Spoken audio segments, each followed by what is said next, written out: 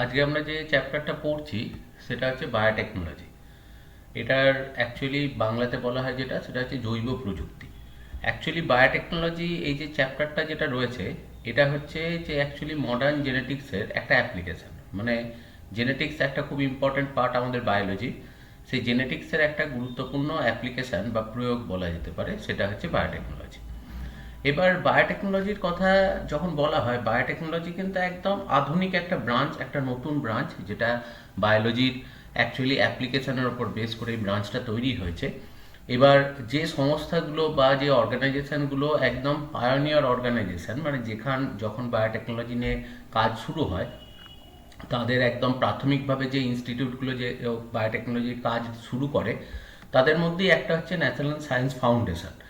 এবং national science ফাউন্ডেশনের মতে বায়োটেকনোলজি বলতে বোঝানো হয় the exploitation of biological process, অর্থাৎ বিভিন্ন জৈবনিক যে প্রক্রিয়াগুলো রয়েছে বা বায়োলজিক্যাল যে প্রসেসগুলো রয়েছে, তার অ্যাকচুয়ালি বিস্তৃত ব্যাখ্যা বা তার একটা বিস্তৃত ক্ষেত্র উন্মোচন করা for industrial and other purposes, ইন্ডাস্ট্রির জন্য এবং অন্যান্য বিভিন্ন ক্ষেত্রে, হিউম্যান ওয়েলফেয়ারের ক্ষেত্রে অবশ্যই। এবং specially the genetic manipulation of micro organism, বিশেষ করে যেটা গুরুত্ব দেওয়া হয় সেটা হচ্ছে যে বিভিন্ন অণুজীব যেগুলো রয়েছে তাদের জেনেটিক অল্টারেশন করা। কিসের জন্য? For the production of antibiotics and hormones, অর্থাৎ বিভিন্ন রকমের অ্যান্টিবায়োটিক এবং হরমোন, অর্থাৎ ওষুধ, ইনসুলিন, এগুলো সমস্ত উৎপাদনের জন্যই এই কাজগুলো কিন্তু করা। এবং এটা বায়োটেকনোলজি, সোজা কথা হচ্ছে বায়োটেকনোলজি জেনেটিক্সের একটা অ্যাপ্লিকেশন, যে মাইক্রোবস যেগুলো রয়েছে, অণুজীব যেগুলো রয়েছে, তাদের ডিএনএকে কোনোভাবে চেঞ্জ করে সেটাকে কাজে লাগিয়ে আমাদের বিভিন্ন উপকারে বা পরিবেশের জন্য বিভিন্নভাবে সেই সমস্ত মাইক্রোবসগুলোকে ব্যবহার করা। এবার স্বাভাবিকভাবেই ভারতেও অ্যাকচুয়ালি এই রকম কাজ যখন শুরু হয়, তখন গভর্নমেন্ট অফ ইন্ডিয়ার আন্ডারে ডিপার্টমেন্ট অফ বায়োটেকনোলজি বলে একটা সেখানে ব্রাঞ্চ তৈরি করা হয়। এবং এটা ছিল actually ministry of science and টেকনোলজির আন্ডারে এটা একটা ব্রাঞ্চ ছিল। এবং বর্তমানে দেখা যায় এই কাজটা, এই রিসার্চ বেস যে কাজগুলো হয়, সেটা আরও ভালোভাবে যে জায়গায় হয় সেটা হচ্ছে actually CSIR, council of scientific and industrial research. এই সিএসআইআর এর আন্ডারেই এখন কিন্তু সমস্ত মডার্ন জেনেটিক্সের যে অ্যাপ্লিকেশান বা মডার্ন বায়োলজির যে অ্যাপ্লিকেশান, সবটাই কিন্তু কন্ট্রোল করে যেটা, সেটা হচ্ছে সিএসআইআর। এবং সিএসআইআর যে নেট এক্সাম আমরা অনেকেই দেখবে শুনেছি, যেখানে রিসার্চ বা অ্যাডভান্স যে সমস্ত বায়োলজিক্যাল স্টাডিজ বা সায়েন্টিফিক স্টাডিজ, সেগুলো সবই কিন্তু কন্ট্রোল বা রেগুলেট করে যেটা, সেটা কিন্তু এই সিএসআইআর। এবার আমরা আসছি বায়োটেকনোলজির অ্যাপ্লিকেশন, যে কোথায় কোথায় বায়োটেকনোলজিকে আমরা বর্তমানে অ্যাপ্লাই করছি, অর্থাৎ জেনেটিক্সকে কোথায় কোথায় আমরা কাজে লাগাচ্ছি হিউম্যান ওয়েলফেয়ারে। প্রথম যেটা রয়েছে সিনথেসিস অফ বায়োমলিকুল, বিভিন্ন জিনিস যেমন ইনসুলিন, হরমোন বা বিভিন্ন অ্যান্টিবায়োটিক বা ভ্যাকসিন। রিসেন্ট আমরা দেখলাম যে করোনার সময় যে ভ্যাকসিনেশন হচ্ছিল, সেই ভ্যাকসিনগুলোকে তৈরি করতে সেখানে কিন্তু দরকার লাগছে বায়োটেকনোলজি। সেকেন্ড হচ্ছে বিভিন্ন রকম ফেসিলিটিস এবং অ্যাপ্লিকেশন, অর্থাৎ হিউম্যান ওয়েলফেয়ারের জন্য, পরিবেশ পরিষ্কার পরিচ্ছন্ন রাখার জন্য বা পরিবেশ দূষণ রোধ করার জন্য বিভিন্ন টেকনিক অ্যাপ্লাই করা হয়। যেমন সুয়েজ ওয়াটার ট্রিটমেন্ট, নর্দমার জল পরিষ্কার করার জন্য সেখানেও দেখা যায় যে বিভিন্ন মাইক্রোবসকে ইউজ করা হয়, যেটাও কিন্তু বায়োটেকনোলজির একটা অ্যাপ্লিকেশনের মধ্যে পড়ে। অন্যদিকে পরিবেশের পরিস্থিতি বোঝা, যে পলিউশন বোঝার জন্য যেমন কিছু বায়ো ইন্ডিকেটার ইউজ করা হয়। যেমন আমরা পড়েছি দেখবে যে লাইকেন, লাইকেন হচ্ছে SO2 পলিউশনের একটা ইন্ডিকেটার। এবং সোজা কথা হচ্ছে যখনই এয়ার পলিউশন হয়, বায়ু দূষণ হয়, তখন সেই পরিবেশ থেকে লাইকেন কিন্তু নষ্ট হয়ে যায়। অর্থাৎ কোনো পরিবেশে লাইকেন নেই, এর অর্থ হচ্ছে এনভায়রনমেন্টটা পলিউটেড। ঠিক সেরকমই সমুদ্রের জল পলিউটেড, এটা বোঝার উপায় হচ্ছে ডিনোফ্লাজেলেটসের উপস্থিতি। ডিনোফ্লাজেলেটস কি? ডিনোফ্লাজেলেটস হলো অ্যাকচুয়ালি একটা প্রোটিস্টার, যে প্রোটিস্টার দুটো করে ফ্লাজেল্লা থাকে, সেই জন্য এদেরকে বলে ডিনোফ্লাজেলেটস। এবং এদের গা থেকে রাত্রেবেলা আলো বেরোয় এবং সেটাই বায়োলুমিনেশন হিসেবে দেখা যায়। তো অ্যাকচুয়ালি কোনো একটা জলের মধ্যে, সমুদ্রের জলের মধ্যে ডিনোফ্লাজেলেটস আছে, মনে হচ্ছে জলটা কিন্তু পরিষ্কার, কিন্তু যত জল পলিউটেড হবে ডিনোফ্লাজেলেটসের সংখ্যা কমতে থাকে। এবং তাহলে দেখো ডিনোফ্লাজেলেটসের উপস্থিতির ওপর ভিত্তি করে আমরা কিন্তু কোনো সময় যে কোনো সমুদ্রের জল পলিউটেড কিনা সেটা বুঝতে পারি।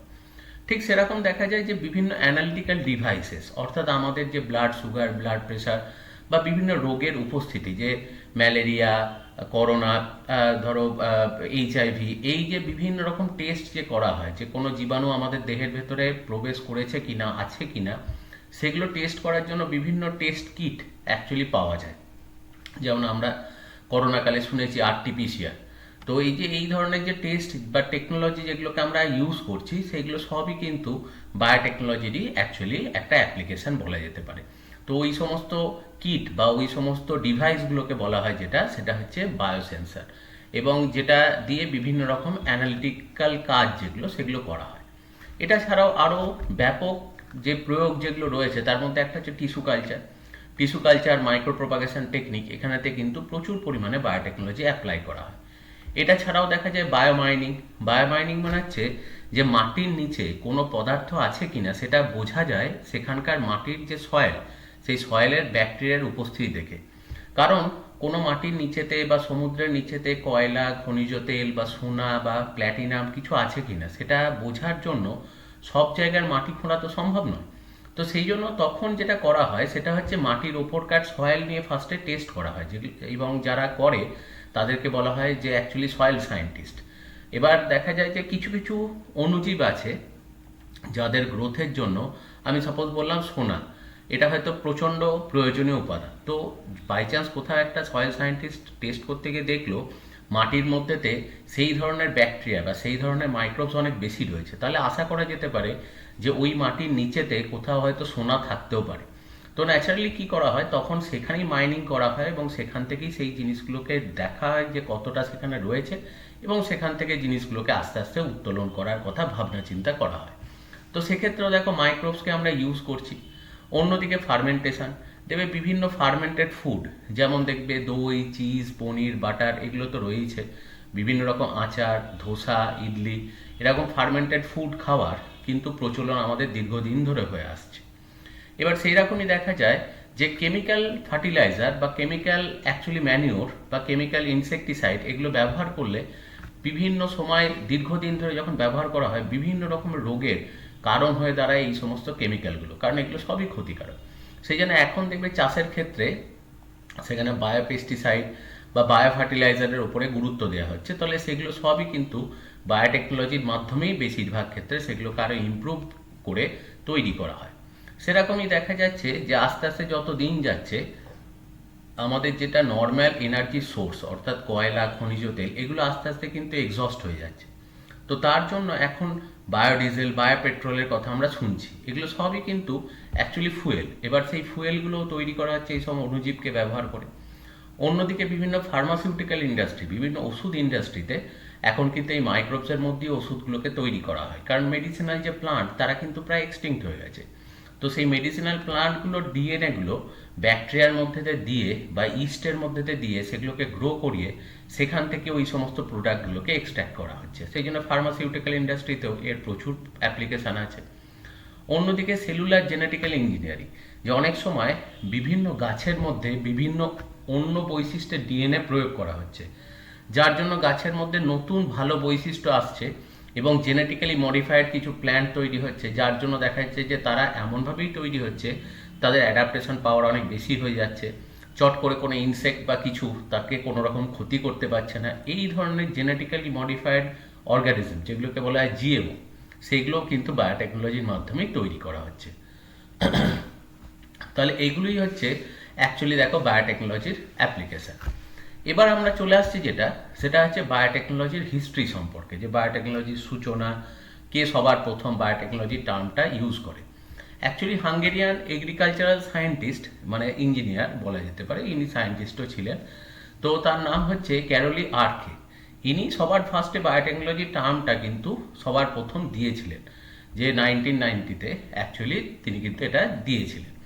কিন্তু এটা সবার প্রথম অ্যাকচুয়ালি লিড সিটি কাউন্সিল, যেটা এখন ইংল্যান্ডের ইনস্টিটিউট অফ বায়োটেকনোলজি, এরা কিন্তু সবার প্রথম ওদের বইয়ের মধ্যেতে বায়োটেকনোলজি টার্মটা লেখে, এবং এই লিডস সিটি কাউন্সিল থেকেই কিন্তু এই টার্মটা প্রচলিত হয়।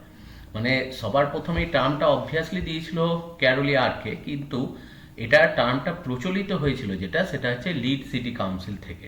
তো নামের কথা যদি আসে সেখানে অবশ্যই তোমার ক্যারোলি আর্কের কথাই লিখতে হবে। কিন্তু ফাদার অফ বায়োটেকনোলজি যেটা বলা হয় সেটা হচ্ছে লুই পাস্তুরকে বলা হয়। লুই পাস্তুর হচ্ছে ফাদার অফ বায়োটেকনোলজি। এটা একটা খুব ইম্পর্টেন্ট শর্ট কোশ্চেন।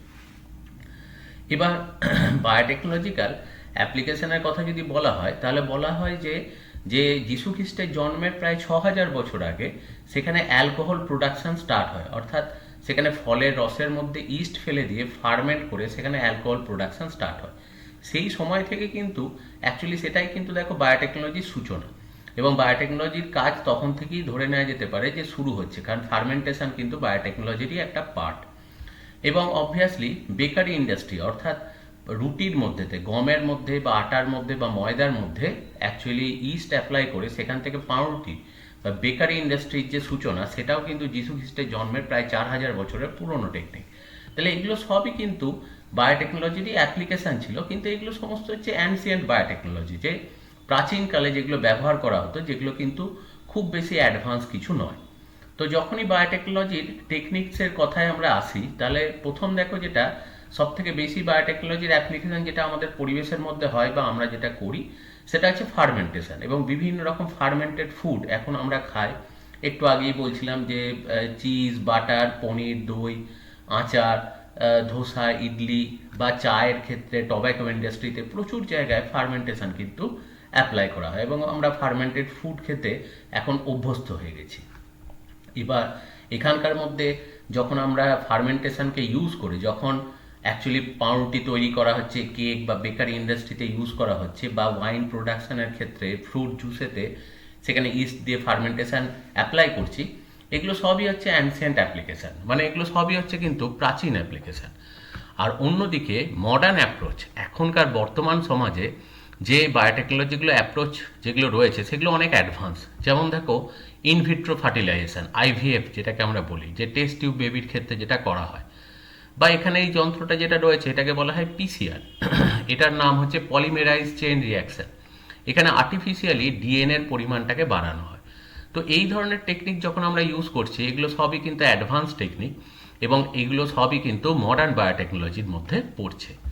এবার বায়োটেকনোলজির যে বিভিন্ন ব্রাঞ্চ যেগুলো রয়েছে, যেগুলো অ্যাকচুয়ালি দেখো বায়োটেকনোলজিকে মানে বায়োলজিকে অন্যান্য বায়োটেকনোলজি যেটা করেছে বায়োলজিকে অন্যান্য ফিল্ডের সাথে মার্জ করেছে। যেমন প্রথমেই আসছে বায়ো ইনফরমেটিক্স। বায়ো ইনফরমেটিক্স হচ্ছে যখনই অ্যাকচুয়ালি দেখো যে কম্পিউটারের মাধ্যমে আমরা বায়োলজিক্যাল যে কোনো প্রসেসকে আমরা জানছি। যেমন যখনই আমার প্রয়োজন হচ্ছে আমরা গুগল সার্চ করছি, এবং গুগল সার্চের থ্রু দিয়ে যে কোনো দুটো জীবের মধ্যে তাদের অ্যাকচুয়ালি কম্প্যারিজন করছি, বা কোনো সময় তাদের সম্পর্কে জানছি। তো এই ধরনের যখন কোনো ইনফরমেটিভ জিনিস, বায়োলজিক্যাল কোনো জিনিস, কোনো ইনফরমেশান জানার জন্য আমরা যখন টেকনোলজিকে কাজে লাগাচ্ছি, তো তখনই সেই সাবজেক্টটাকেই অ্যাকচুয়ালি বলা হয় বায়ো ইনফরমেটিক্স। অন্যদিকে দেখা যায় যখন মেডিকেল সায়েন্সে বায়োটেকনোলজিকে অ্যাপ্লাই করা হয়, তখন সেটাকে বলা হয় রেড বায়োটেকনোলজি। যখন এনভায়রনমেন্টের ওয়েলফেয়ারের জন্য, পরিবেশকে বাঁচানোর জন্য, বা পরিবেশের পরিস্থিতি যেটা রয়েছে বা ফুড চেনকে স্বাভাবিক রাখার জন্য যখন আমরা বায়োটেকনোলজিকে ব্যবহার করছি, তখন সেটাকে বলছে এনভায়রনমেন্টাল বায়োটেকনোলজি। যখন কোনো সময় দেখা যায় যে গাছের জন্য, অর্থাৎ আমরা চাষের জন্য, চাষের ক্ষেত্রে যখন আমরা বায়োটেকনোলজি ব্যবহার করছি, যে খাদ্য উৎপাদনের জন্য যখন ব্যবহার করছি, তখন সেটাকে বলছে গ্রিন বায়োটেকনোলজি।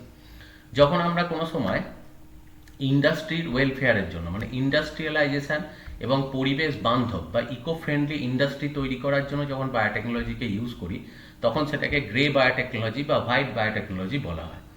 আর যেটা রয়েছে দেখো, যখন সমুদ্রে সামুদ্রিক জীবেদের, সেটা প্লান্ট অ্যানিমেল হোক, তাদের ওয়েলফেয়ারের জন্য যখন বায়োটেকনোলজিকে ইউজ করছি, তখন সেটাকে বলা হয় ব্লু বায়োটেকনোলজি।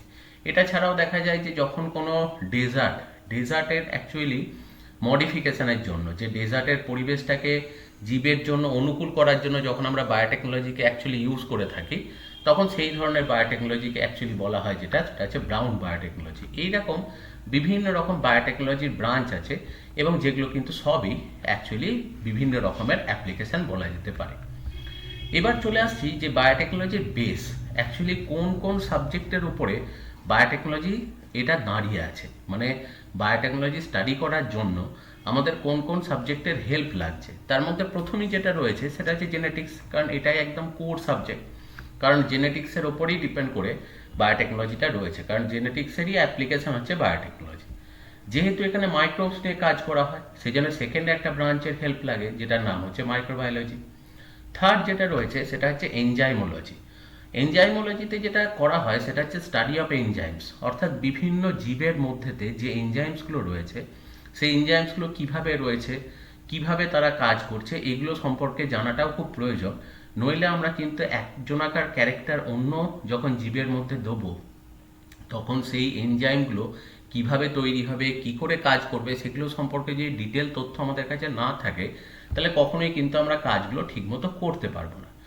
অন্যদিকে মলিকিউলার বায়োলজি এই যে ব্রাঞ্চটা, এখানেতে যেটা করা হয় সেটা হচ্ছে প্রোটিন, কার্বোহাইড্রেট, ফ্যাট, এই যে সমস্ত জিনিসগুলো রয়েছে এইগুলোর স্ট্রাকচার জানা, যে আমাদের নর্মাল একটা প্ল্যান্ট বা অ্যানিমেলের সেলের ভেতরে কি কি সেখানেতে প্রোটিন, কার্বোহাইড্রেট, ফ্যাট থাকে এবং যখন আমরা তাকে মডিফাই করছি সেখানে কি কি প্রোটিন, কার্বোহাইড্রেট, ফ্যাট তৈরি হচ্ছে। কারণ এগুলো ট্যালি করা খুব দরকার, নইলে কোন কেমিক্যাল কার সাথে কি কম্বিনেশন করবে এটা আগে থেকে ডিটারমাইন করতে না পারলে কিন্তু কখনোই কাজের মধ্যে সাকসেস পাওয়া যাবে না। আর অন্যদিকে অবভিয়াসলি বায়োকেমিস্ট্রি, যে প্রত্যেকটা সেলের ভেতরে যে কেমিক্যাল প্রসেসগুলো চলছে সেই প্রসেসগুলো সম্পর্কেও কিন্তু ধারণা থাকতে হবে খুব ভালো করে, যে ফটোসিনথেসিস, রেসপিরেশন, কিভাবে প্রত্যেকটা প্রসেস চলছে এবং কিভাবে সব কাজগুলো কন্ট্রোল হচ্ছে। কারণ নইলে কখনোই আমরা কোনো জীবের মধ্যে নতুন কোনো ক্যারেক্টার দিয়ে সেই প্রসেসগুলোকে চালাতে পারবো না। এবার দেখো যেটা বলা হয় যে বিভিন্ন যে অ্যাকচুয়ালি দেখো জেনেটিক ইঞ্জিনিয়ারিং, যখনই আমরা কোনো সময় ডিএনএ চেঞ্জ করছি, কোনো জীবকে নতুন বৈশিষ্ট্য তার মধ্যে ইনকর্পোরেট করছি, তার মানে সেই প্রসেসটাকেই বলা হয় কিন্তু জেনেটিক ইঞ্জিনিয়ারিং, যে কোনো জীবের ডিএনএকে আর্টিফিশিয়ালি চেঞ্জ করে দেওয়া হচ্ছে। এবার যেহেতু এটা একটা বায়োকেমিক্যাল প্রসেস সেই জন্য এটাকে বলাও হয় অনেক সময় বায়োকেমিক্যাল ইঞ্জিনিয়ারিং। এবং পল বার্গ সবার প্রথম অ্যাকচুয়ালি এই বায়োকেমিক্যাল ইঞ্জিনিয়ারিং বা জেনেটিক ইঞ্জিনিয়ারিং সেই জিনিসটা স্টার্ট করেছিলেন এবং তিনি ইকোলাইয়ের ওপরে এফেক্ট করে সিমিয়ান ভাইরাস, তার উপরেই কিন্তু জেনেটিক ম্যানিপুলেশনের কথা তিনি বলেছিলেন এবং তিনি কিন্তু এক্সপেরিমেন্টালি এটা দেখিয়েওছিলেন। তো সেই জন্যই পল বার্গ একে কিন্তু জেনেটিক ইঞ্জিনিয়ারিংয়ের জনক বলা হয়, সেই জন্য ফাদার অফ জেনেটিক ইঞ্জিনিয়ারিং কিন্তু পল বার্গ। এটা কিন্তু একটা খুব ইম্পর্টেন্ট কোশ্চেন। এবং অবভিয়াসলি সালটা দেখে বুঝতেই পারছো যে এই ধরনের জেনেটিক্যাল অ্যাপ্রোচ যেগুলো, অর্থাৎ বায়োটেকনোলজির যে অ্যাপ্রোচ যেগুলো, সেগুলো কম্পারেটিভলি অনেক নতুন ফিল্ড। কারণ এটা দেখো 1972, তার মানে খুব বেশি পুরনো টেকনিক কিন্তু এই বায়োটেকনোলজি নয়। এবার বায়োটেকনোলজিতে যে কাজগুলো করা হয় সেগুলো বিভিন্ন রকমের করা হয়। এবার তারই কিছু প্রসেস বা তারই কিছু অ্যাপ্লিকেশন সম্পর্কে দেখো কিছু বেসিক আইডিয়া আমরা করব। বায়োটেকনোলজিক্যাল কাজের মধ্যে প্রথমেই একটা আসে যেটা হচ্ছে জেনেটিক ফিউশন, অর্থাৎ একজনাকার ডিএনএর মধ্যে আর একজনাকার ডিএনএ দিয়ে দেয়া, এটাকেই বলা হয় জেনেটিক ফিউশন। যেমন দেখা যায় যে অ্যাকচুয়ালি বিভিন্ন গাছের মধ্যেতে নতুন ক্যারেক্টার অনেক সময় দেওয়া হয়, যে একটা গাছের মধ্যেতে অন্য কোনো উদ্ভিদ বা অন্য কোনো ব্যাকটেরিয়ার ডিএনএ কেটে সেখানে প্রবেশ করানো হয়। এবার যখনই প্রবেশ করানো হয় দেখা যায় যে ডিএনএর মধ্যে প্রোমোটার বলে একটা পোর্শন থাকে। প্রোমোটার পোর্শন হচ্ছে যেখানেতে আরএনএ পলিমারেজ বসে ওই ডিএনএটা থেকে আরএনএ তৈরি করে। তো সেই জন্য যখনই ডিএনএ ম্যানিপুলেশনের ব্যাপার থাকে ওই প্রোমোটার রিজিয়নের পরেই নতুন ডিএনএটাকে প্রবেশ করিয়ে দেওয়া হয়। তাতে দেখা যায় যে ওই জীবটার মধ্যে ন্যাচারাল যে ক্যারেক্টারগুলো রয়েছে তার সাথে সাথেই কিন্তু যে ডিএনএটা আমি দিয়েছি সেই ডিএনএর ক্যারেক্টারটাও এক্সপ্রেস করে। যেমন দেখবে আগেও বলেছি যে যেটা করা হয়েছে যে জেলিফিশের গা থেকে আলো বেরোয়, এটাকে বলা হয় বায়োলুমিনেশন। জেলিফিশের ওই বায়োলুমিনেটিং ডিএনএটা কেটে এনে সেটা অ্যাকচুয়ালি গাছের যে ক্যারেক্টারগুলো রয়েছে, কোনো গাছের অ্যাকচুয়ালি কোনো প্ল্যান্ট সেলের তার ডিএনএর প্রোমোটার রিজিয়নের পরে ওটাকে অ্যাটাচ করে দেওয়া হচ্ছে, যার জন্য গাছটা নর্মালি যখন নিজের বিভিন্ন প্রোটিন তৈরি করে ও গ্রো করছে তার সাথে সাথে বায়োলুমিনেটিং ক্যারেক্টারটা ওর এক্সপ্রেস হচ্ছে এবং গাছটা থেকে রাত্রেবেলা আলো জ্বলছে। সেরকমই দেখা গেছে যে অন্যান্য অ্যানিমেলের মধ্যে, যে সেটা গিনিপিগের মধ্যে দেওয়া হয়েছে, ইঁদুরের মধ্যে দেওয়া হয়েছে, বাঁদরের মধ্যে দেওয়া হয়েছে এবং তাদের দেহ থেকে কিন্তু একইভাবে আলো নির্গত হচ্ছে। তো এটাকেই বলা হয় জেনেটিক ফিউশন, যে কোনো জীবের যে ডিএনএ আছে সেই ডিএনএর প্রোমোটার রিজিয়নের পরে যেখানেতে তার নিজস্ব ডিএনএগুলো আছে সেইখানেতেই নতুন বৈশিষ্ট্যের ডিএনএটাকে অ্যাড করে দিতে হবে, তাহলে অটোমেটিক্যালি সেখান থেকে কিন্তু ক্যারেক্টার যেগুলো সেগুলো এক্সপ্রেস হবে। যেমন দেখা যায় গোল্ডেন রাইস। গোল্ডেন রাইস হচ্ছে এই যে জিনিসটা যেটা বলে সেটা হচ্ছে সাধারণ চাল যেগুলো, সেই চালের মধ্যেতেই বিটা ক্যারোটিন মানে ভিটামিন এ ডিএনএ কেটে নিয়ে, ওটা অ্যাকচুয়ালি ড্যাফোডিলস বলে একটা প্ল্যান্ট হয়, ড্যাফোডিলস একটা ফুল, সেই গাছ থেকে বিটা ক্যারোটিনের জিনটা কেটে নিয়ে সেটা অ্যাকচুয়ালি নর্মাল চালের তার যে প্রোমোটার রিজিয়ন ডিএনএ তার সাথেই কিন্তু অ্যাটাচ করে দেওয়া হয়েছে। তাতে দেখা যাচ্ছে কি যে গোল্ডেন রাইসের যখন নর্মাল ওই ভাত যখন ডাল মানে যখনই নর্মালি ওখান থেকে চাল তৈরি হচ্ছে, সেখানে কিন্তু ওই মানে ভিটামিন যে এ এর জন্য যেটা দরকার বিটা ক্যারোটিন সেটাও কিন্তু সেখানে তৈরি হচ্ছে। তো সেই জন্য প্রোমোটারের পরে ওটাকে সবসময় অ্যাটাচ করা হয়। সেই রকমই দেখা যায় যে অনেক ক্ষেত্রে এই টেকনিকটাকে ব্যবহার করে অনেক সময় দেখা যায় যে ক্যান্সার জিনকে নিষ্ক্রিয় করার জন্য অনেক সময় এরকম কিছু কাজ অ্যাপ্লিকেশন বর্তমানে করা হয়, এবং সেই ধরনের টেকনোলজিকে অ্যাকচুয়ালি বলা হয় অঙ্কোজিন টেকনোলজি। তো সেগুলোর মাধ্যমে বর্তমানে ক্যান্সারকে আটকাবার চেষ্টা করা হয়, যে ক্যান্সার সেলের যে অ্যাবনর্ম্যালিটি সেই অ্যাবনর্ম্যালিটিটাকে কাটানোর জন্য সেই ক্যান্সার সেলের মধ্যে ভালো কিছু ডিএনএ দিয়ে দেওয়া হয়, যাতে ক্যান্সার সেলগুলো আস্তে আস্তে নিষ্ক্রিয় হয়ে যায় এবং অটোমেটিক্যালি ভালো সেল বডির মধ্যে গ্রো করতে পারে। তো এই ঘটনাটাকেই বলা হয় জেনেটিক ফিউশন, যে একটা জীবের মধ্যে সেকেন্ড কোনো জীবের ডিএনএকে দিয়ে দেওয়া। সেরকমই আর একটা পদ্ধতি আছে যেটাকে বলা হয় প্রোটোপ্লাস্ট ফিউশন। প্রোটোপ্লাস্ট ফিউশনে যেটা করা হয় যে দুটো কোষ নেওয়া হলো, যে দুটো কোষের সাইটোপ্লাজমকে একসাথে যোগ করে একটা সেখানে হাইব্রিড সেল তৈরি করে দেওয়া হলো। যেমন দেখো এখানে দুটো ব্যাকটেরিয়া সেলকে দেখাচ্ছে। এবার সবার প্রথম দুটো ব্যাকটেরিয়া সেল নেওয়া হলো।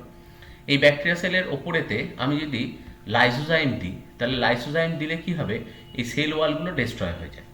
এবার দেখো এখন সেল ওয়াল নেই, শুধু জাস্ট সেল মেমব্রেন আছে, যেটা লিপিড মেমব্রেন। এবার কোনো ক্ষেত্রে এই মিডিয়ামে যেখানেতে এই সেল দুটো রয়েছে সেখানে যদি ইলেকট্রিক শক বা কিছু দেওয়া হয়, তাহলে দেখা যায় যে এই দুটো সেলের যে সেল মেমব্রেন এরা কিন্তু ফিউজ হয়ে গিয়ে একটাই কমন সেল মেমব্রেন তৈরি করে। তখন দেখো এই একটা সেলের ভেতরেই দুজনকার ডিএনএটা চলে এসছে। এবার এদেরকে যদি নিউট্রিয়েন্ট মিডিয়াম অ্যাগার জেল মিডিয়ামে রাখা হয়, তখন কিন্তু আবার এদের মধ্যে সেল ওয়াল তৈরি হয়ে যায়। এবং এখানকার একটা স্পেশালিটি হচ্ছে সেল ওয়াল তৈরি হলো, কিন্তু দেখো দুটো ডিএনএ একটা কমন ব্যাকটেরিয়ার মধ্যে ঢুকে গেছে।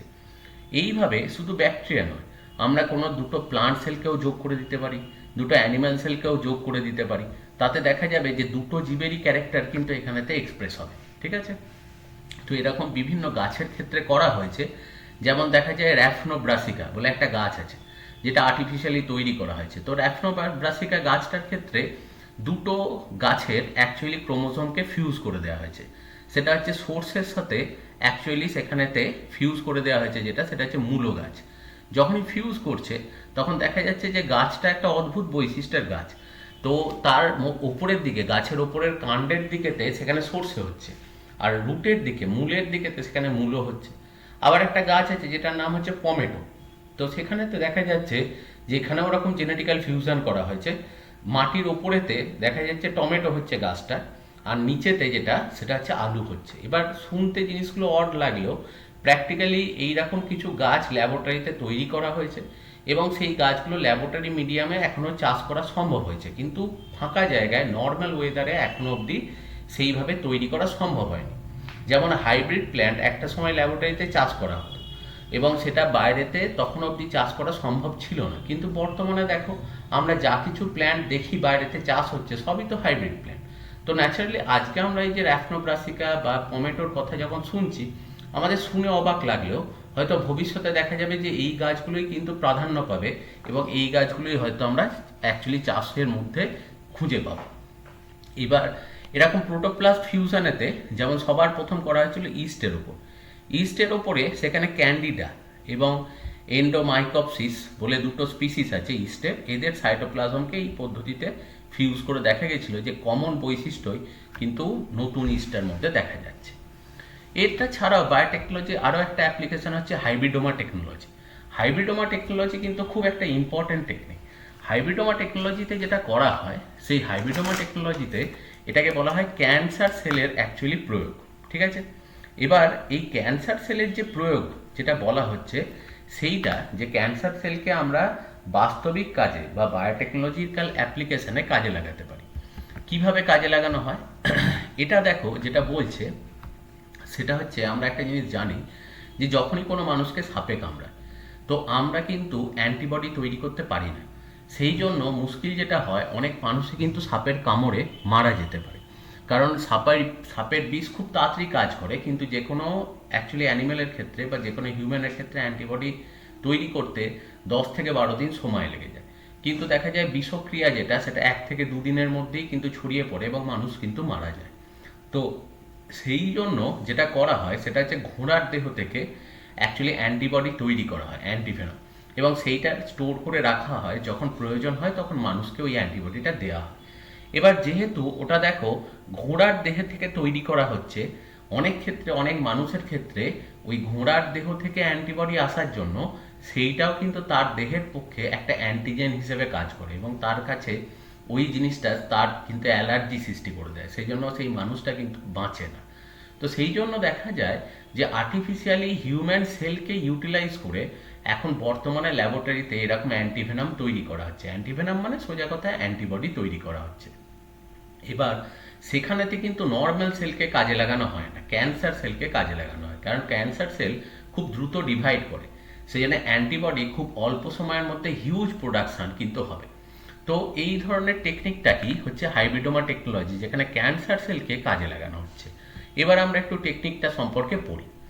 বলা হচ্ছে যে ধরো একটা ইঁদুর নেওয়া হয়েছে, তার দেহেতে একটা কোনো জীবাণু, ধরো কোনো একটা সাপের বিষ এর দেহের ভেতরে ঢোকানো হলো। এবার যে কোনো একটা বিষ ধরো তার দেহের ভেতরে ঢোকানো হয়েছে, যেটাই ইয়েলো কালারের দেখাচ্ছে।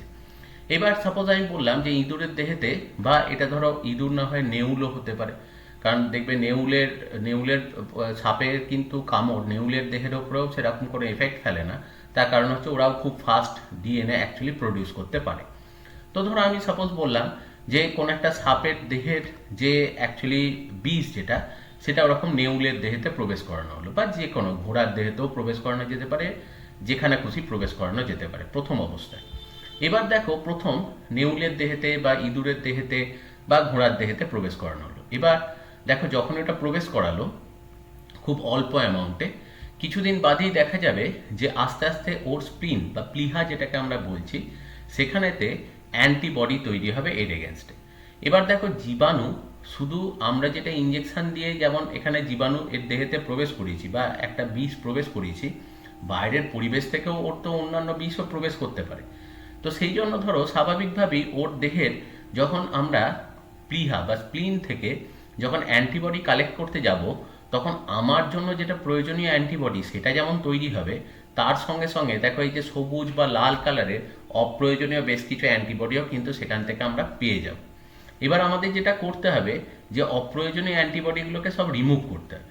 তো তার জন্য যে কাজগুলো করা হয় আগে সেটা আমরা একটু একটু করে দেখি। এবার ফার্স্টে যেটা করা হলো যে এইভাবে কোনো একটা জীবাণু প্রবেশ করানোর পর কিছুদিন বাদে তার স্প্লিন বা প্লিহা থেকে অ্যান্টিবডি কালেক্ট করা হলো, যে অ্যান্টিবডিগুলো কিন্তু মিশ্র অ্যান্টিবডি, বিভিন্ন রকমের অ্যান্টিবডি এখানেতে রয়েছে।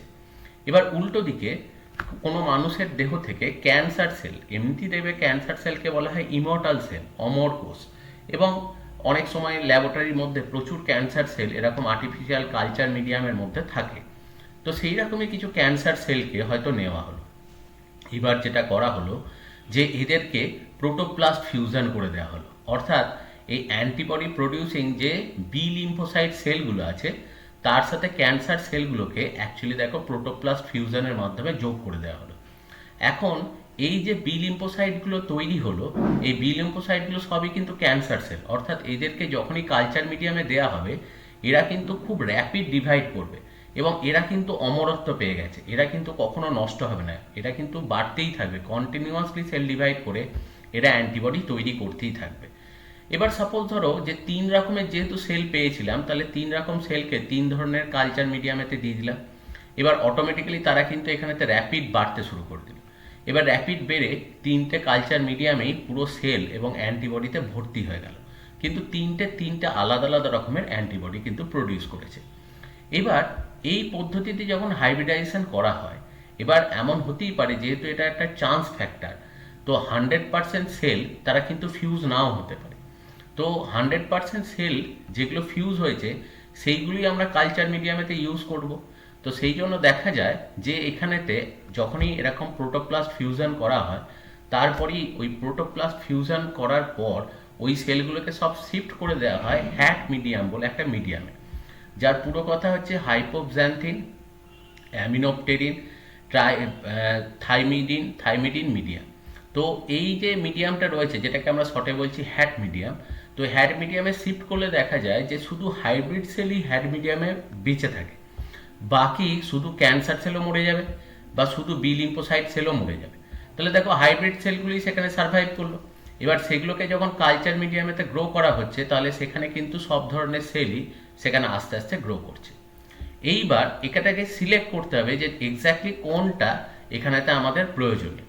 তো সেই জন্য যে জিনিসটা করা হচ্ছে দেখো পরবর্তী স্টেপেতে, সেটা হচ্ছে এই তিনটে কালচার মিডিয়ামেতেই কিছুটা কিছুটা করে অ্যাকচুয়ালি ওই বিষ, যেটা অ্যাকচুয়ালি দেখো মানে ভেনম যেটা আমরা দিয়েছি, বিষ যেটা, সেটা 1 ড্রপ করে দেওয়া হলো। এবার যে কালচার মিডিয়ামটা বা যে পেট্রিটিসটাতে অ্যাকচুয়ালি দেখো যে ওই বিষের এগেনস্টে অ্যান্টিবডি থাকবে, শুধু সেই কালচার মিডিয়ামের পেট্রিটিসটারই ওই জায়গাটা যেখানে বিষটা দিয়েছি সেই জায়গাটা ক্লট করে যাবে, কিন্তু বাকিদের ক্ষেত্রে কোনো এফেক্টই থাকবে না।